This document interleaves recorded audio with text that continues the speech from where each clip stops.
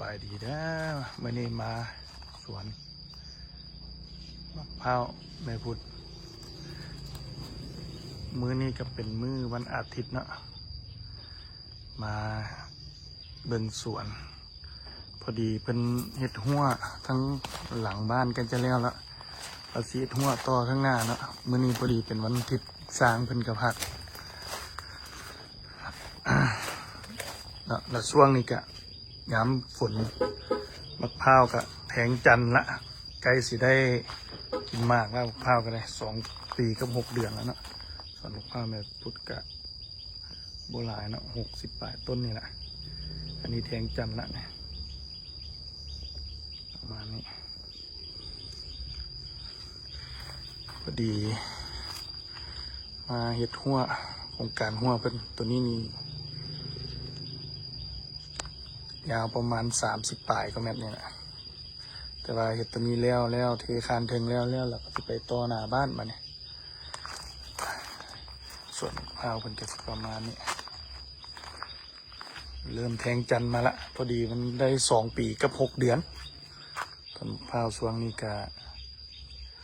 ใหญ่หลายละแล้วช่วงนี้น้ำคลองโบมาน้ำสนรับประทานโบมาแต่กาใส่สปริงเกอร์เนาะเดี๋ยวสิพาไปเบิ่งทางเขตนั้นอันนี้เป็นเฮ็ดมองจุดชมวิวทางเทิง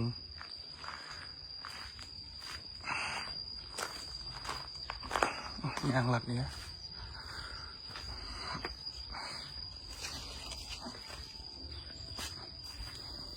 ต้นนี้กับต้นใหญ่นะต้นนี้ก็สิเริ่มแทงจันทร์ไปไล่เลี้ยงกันไปโซนนี้ทั้งข้างนี่อันนี้เป็นส่วนสนามหญ้ามองนางเล่นเนาะอันนั้นก็ต้นบักม่วงต้นบักคำไยเขตไหนก็มีต้นบักเงาะต้นบักตะเลาะทุเรียนไปอย่างนั้นแหละบักม่วงโลไปอย่างนั้นแหละประเทศขัวประเทศขัวยางข้ามไปหนองฟางนั้นมันจะเป็นคลองใส่ไก่ฟางนี้ก็เริ่มแทงจันทร์มาหลายต้นละนุภาพกันนะ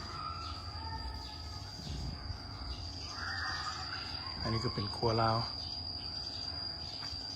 ทางนี้ก็เป็นครัวทางประเทศประมาณนี้